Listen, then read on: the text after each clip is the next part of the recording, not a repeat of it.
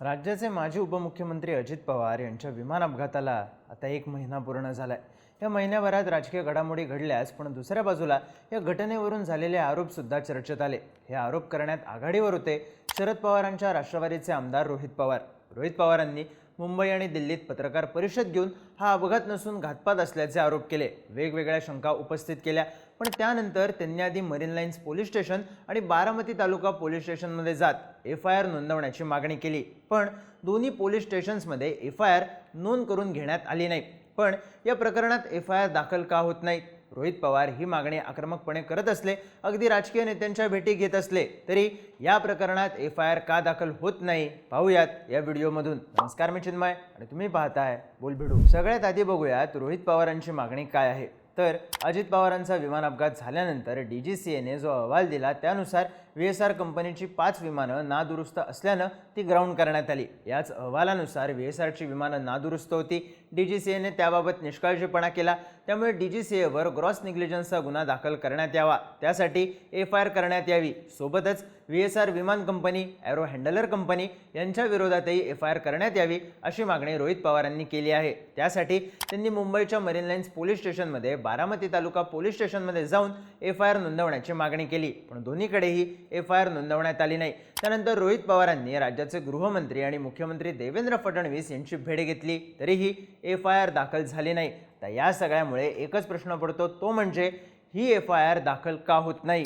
आता marine lines police स्टेशनमध्ये रोहित पवारांनी 0 FIR दाखल करण्याची मागणी केली। 0 FIR हे कुठल्याही पोलीस स्टेशनमध्ये दाखल करता येते आणि त्यानंतर ते प्रकरण ज्या पोलीस स्टेशनच्या हद्दीत घडलं आहे त्या पोलीस स्टेशनमध्ये ते वर्ग केलं जातं। पण 0 FIR दाखल करण्यात आली नाही। त्यानंतर रोहित पवार बारामती तालुका पोलीस स्टेशनमध्ये FIR दाखल करण्यासाठी गेले। आता बारामती तालुका पोलीस स्टेशनच का, तर ज्या गोजूबावीच्या माळरानावर अजित पवारांचं विमान क्रॅश झालं ते ठिकाण बारामती तालुका पोलीस स्टेशनच्या हद्दीत येतं। तिथे रोहित पवारांनी पोलिसांशी बराच वेळ चर्चा केली।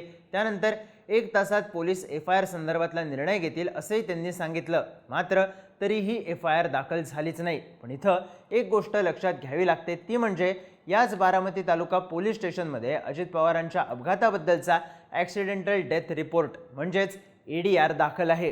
ADR म्हणजे काय, तर जेव्हा एखाद्या व्यक्तीचा मृत्यू अपघाती, संशयास्पद किंवा नैसर्गिक नसलेल्या परिस्थितीत झाला असेल पण त्यात गुन्हा घडल्याचा स्पष्ट पुरावा नसेल तर पोलीस CRPC सेक्शन 174 अंतर्गत ॲक्सिडेंटल डेथ रिपोर्ट दाखल करत असतात।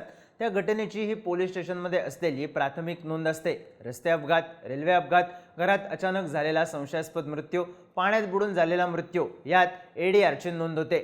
ADR दाखल झाल्यानंतर पोलीस पंचनामा करतात, मृतदेह पोस्टमार्टमसाठी पाठवला जातो, प्राथमिक चौकशी केली जाते आणि चौकशीमध्ये जर गुन्हा घडल्याचं सिद्ध होत असेल तर पोलिसांकडूनच FIR दाखल केली जाते। मग आता अजित पवारांच्या मृत्यू संदर्भात दाखल असलेल्या ADRचं काय, तर या ॲक्सिडेंटल डेथ रिपोर्टची चौकशी करण्याचं काम CIDकडे सोपवण्यात आलं आहे आणि CIDने याबद्दलची चौकशी सुद्धा सुरू केली आहे। या संदर्भात CIDचे अप्पर महासंचालक सुनील रामानंद यांनी 26 फेब्रुवारीला पुण्यात पत्रकार परिषद घेतली। तेव्हा त्यांनी अजित पवारांच्या मृत्यूमागे घातपात आहे का हा या तपासाचा एक उद्देश आहे, म्हणजे अजित पवारांचा घातपात की अपघात याचा तपास करण्यात येत आहे किंवा इतर कोणतं गुन्हेगारी कृत्य घडलं आहे का हा या तपासाचा स्कोप आहे। यामध्ये क्रिमिनल कॉन्स्पिरसी किंवा कट, क्रिमिनल निग्लिजन्स आणि कोणतेही गुन्हेगारी कृत्य या 3 अँगलने CIDचा तपास सुरू आहे। एअरक्राफ्ट ॲक्सिडेंट इन्व्हेस्टिगेशन ब्युरो म्हणजेच AIBशी सातत्यानं CID समन्वय साधून आहे। AIBचा तपास संपल्यानंतर त्यांचा अहवाल प्राप्त करून CIDच्या तपासात त्याचा निष्कर्ष लक्षात घेणार आहोत। सदर घटनेचा तपास महाराष्ट्र सरकारने CBIकडे वर्ग करण्यासाठी पत्रव्यवहार केलेला आहे। थोडक्यात या तपासात क्रिमिनल कॉन्स्पिरसी किंवा कट वगैरे तसंच क्रिमिनल निग्लिजन्स आणि कोणतेही गुन्हेगारी कृत्य असं काही निष्पन्न झाल्यास CID योग्य त्या कलमांखाली गुन्हा दाखल करून त्याचा उर्वरित तपास पूर्ण करून न्यायालयात अभियोग चालवेल अशी माहिती अजित पवारांच्या विमान अपघाताच्या तपासाबद्दल दिली। आता यातून एक गोष्ट लक्षात येते की रोहित पवार अजित पवारांचा अपघात नसून घातपात आहे आणि त्या दृष्टीने चौकशी करण्यासाठी FIR करण्यात यावी अशी मागणी करत आहेत। तर CIDच्या वतीने आम्ही ADR वरून अपघात आहे की घातपात याच गोष्टीचा तपास करत आहोत असं सांगण्यात येत आहे।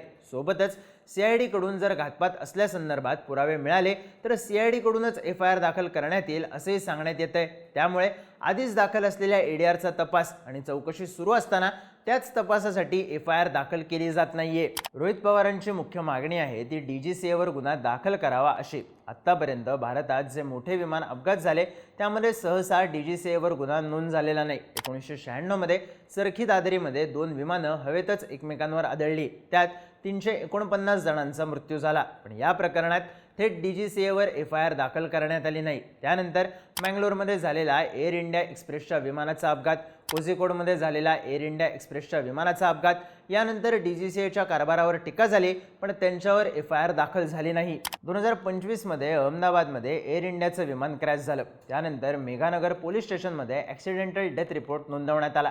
या प्रकरणात अद्याप कुणावरही FIR दाखल झालेली नाही, कारण अजून तपास तांत्रिक स्वरूपात सुरू आहे। प्रिलिमिनरी रिपोर्टमध्ये विमानाच्या दोन्ही इंजिनचा इंधन पुरवठा अचानक बंद झाल्याचं स्पष्ट झालंय, पण अजूनही कुठल्याही व्यक्तीकडून क्रिमिनल निग्लिजन्स किंवा इंटेन्शनल रॉंग डुईंग झाल्याचे पुरावे पुढे आलेले नाहीत। इथे विमानात बिघाड असल्याचं पूर्णपणे स्पष्ट झालेलं नाही, त्यामुळे DGCA वर आरोप झालेले नाहीत। असं असलं तरी विमान अपघातांचा तपास हा तांत्रिक स्वरूपाचा असतो, यात क्रिमिनल इंटेंट नसल्यास FIR होत नाही। जर एखाद्या अधिकाऱ्याचा क्रिमिनल निग्लिजन्स सिद्ध झाला तरच FIR शक्य होते। आता अजित पवारांच्या प्लेन क्रॅशमध्ये हा क्रिमिनल निग्लिजन्स आहे की नाही याचा तपास CID कडून सुरू आहेच, त्यामुळे जोवर AIBचा अहवाल येत नाही, CIDच्या तपासात नेमकं काय सापडलं आहे हे स्पष्ट होत नाही, तोवर FIR दाखल होणं कठीण आहे। रोहित पवारांनी VSR कंपनी आणि एरो हँडलर कंपनीच्या विरोधात सुद्धा FIR करण्याची मागणी केली असली तरी त्यांची भूमिका सुद्धा CID करत असलेल्या ADRच्या तपासातूनच पुढे येणार आहे। त्यामुळे सध्या सुरू असलेला ADRचा तपास, याआधी विमान अपघात प्रकरणात DGCA वर दाखल न झालेली FIR आणि AIBचा प्रलंबित असलेला अहवाल याचे संदर्भ जोडले की अजित पवारांच्या विमान अपघातात FIR का दाखल होत नाही या प्रश्नाचं उत्तर मिळतं। पण अर्थात रोहित पवारांकडे कोर्टात प्रायव्हेट कंप्लेंट करण्याचा अधिकार आहे। जर दोन्ही पोलीस स्टेशन्सने FIR नोंदवून घेतली नसेल तर ते थेट बारामतीच्या न्यायालयात जाऊ शकतात। त्यामुळे साहजिकच AIBच्या अहवालात काय समोर येतं आणि त्यावर CID काय भूमिका येते यावर पुढे जाऊन FIR दाखल होणार की अहमदाबाद विमान अपघाताप्रमाणे ADRच्या आधारावरच तपास होणार हे स्पष्ट होईल। रोहित पवारांची मागणी, CIDचा तपास, याबद्दल तुम्हाला काय वाटतं? तुमची मतं आणि प्रतिक्रिया कमेंट करून नक्की सांगा आणि माहितीपूर्ण व्हिडिओज पाहण्यासाठी बोलबिडूच्या YouTube चॅनलला सबस्क्राईब करायला विसरू नका।